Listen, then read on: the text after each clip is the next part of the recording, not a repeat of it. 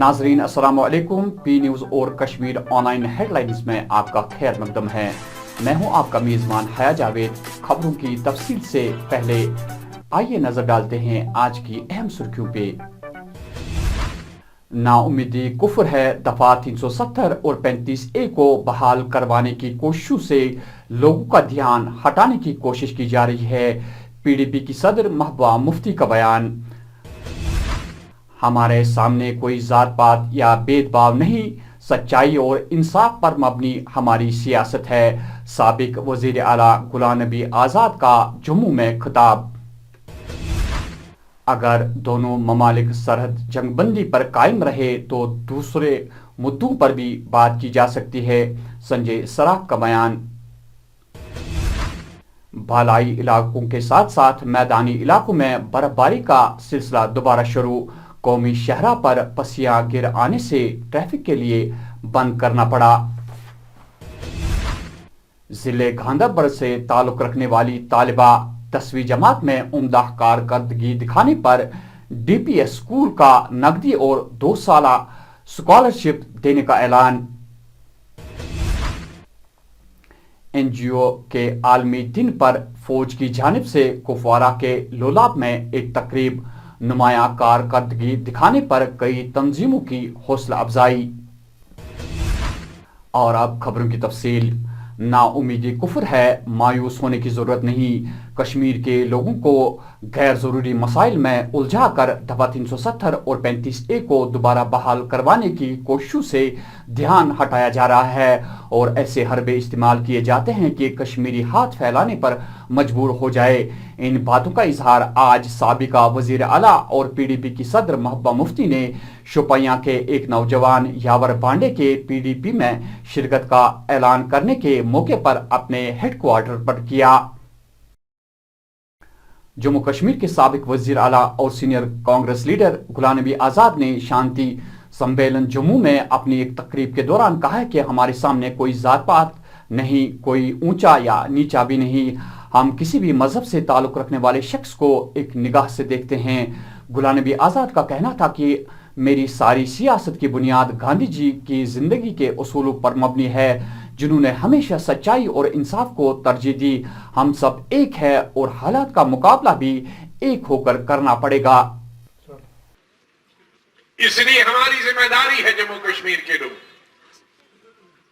कि हम आपस में सद्भाव रखें, आपस में मोहब्बत रखें, आपस में प्यार बांटें और साथ साथ मिलकर दुश्मन का भी मुकाबला करें। और हम दुश्मन का तभी मुकाबला कर सकते हैं जब हम इकट्ठे होंगे। अगर हम आपस में बटे होंगे धर्म की बुनियाद पर, मजहब की बुनियाद, मैं बार बार पार्लियामेंट में कह चुका हूं सरकार को, आज की सरकार, आप हुकूमत में आ जाओ, हमें कोई फर्क नहीं पड़ता। राजनीति में, लोकतंत्र में, जमहूरियत में हर पार्टी को हुकूमत बनाने का हक है, लेकिन सिर्फ धर्म की नाम पर नहीं। आप सबको लेके चलो, जैसे कांग्रेस ने किया। कांग्रेस आजादी हासिल नहीं करता अगर उसमें सभी धर्मों के, सभी जातियों के लोग नहीं होते। सभी धर्मों और सभी जातियों के लोग थे, सभी प्रांतों के लोग थे, बुद्धिजीवी थे, पढ़े लिखे लोग थे, डॉक्टर्स थे, प्रोफेसर थे, पत्रकार थे, किसान थे, मजदूर थे, तिजारत करने वाले लोग थे। तब जाकर हिंदुस्तान को आजादी।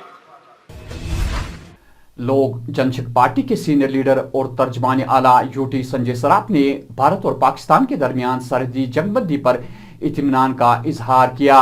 पी न्यूज़ और कश्मीर ऑनलाइन के हमारे नुमाइंदे से बात करते हुए संजय सराफ ने कहा कि अगर दोनों ममालिक सरहदी जंगबंदी पर कायम रहे तो कई और मुद्दों पर भी बातचीत का सिलसिला शुरू हो सकता है, जिसमें हमारा टूरिज्म सेक्टर बहुत बड़ी अहमियत का हामिल होगा।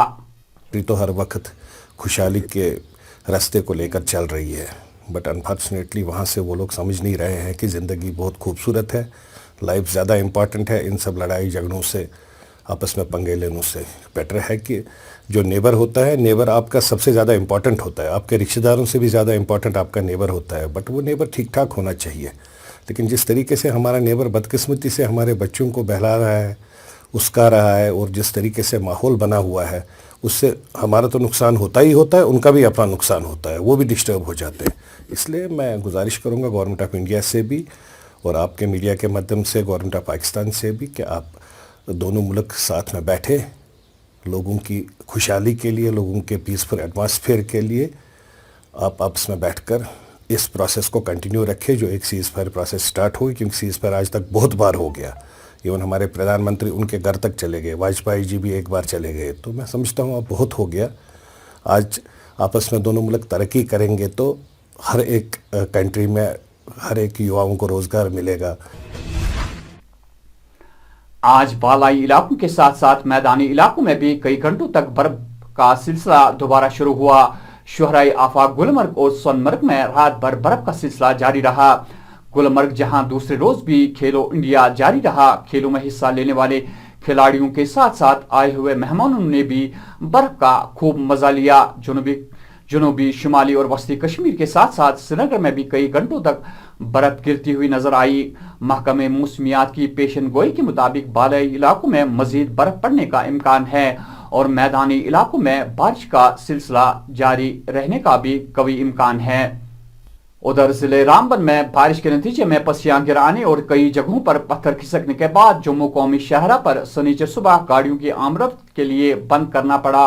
हुक्काम के मुताबिक शहरा बंद होने के बाद रामबन, चंद्रकोट, उधमपुर और नगरोटा इलाकों में भी गाड़ियों की आमदरफ्त को रोकना पड़ा। 10वीं जमात में नुमाया कारकर्दगी दिखाने वाली तालिबा परमीना अयूब, दफ्तरी मोहम्मद अयूब साकिन वस्ती कश्मीर गांदरबल के हक में दिल्ली पब्लिक स्कूल ने नकदी 50,000 रुपए और 2 साल के लिए स्कॉलरशिप देने का ऐलान कर दिया है। याद रहे कि मज़कूरा तालिबा ने 500 में से 490 नंबरात हासिल किए। पेशे से परवीना का वालिद एक मजदूर है और अपनी 4 बेटियों और अहलिया समेत एक टीन शेड में जिंदगी बसर कर रहे हैं। जब पी न्यूज और कश्मीर ऑनलाइन ने परवीना के वालिद से बात की तो उन्होंने कुछ इस तरह अपनी खुशी का इजहार किया। अस्सलाम वालेकुम। वालेकुम सलाम। ओयब साहब, मैं पी न्यूज और कश्मीर हेडलाइंस के लिए बोल रहा हूँ, आपसे बात कर रहा हूँ। हया जावेद हूँ।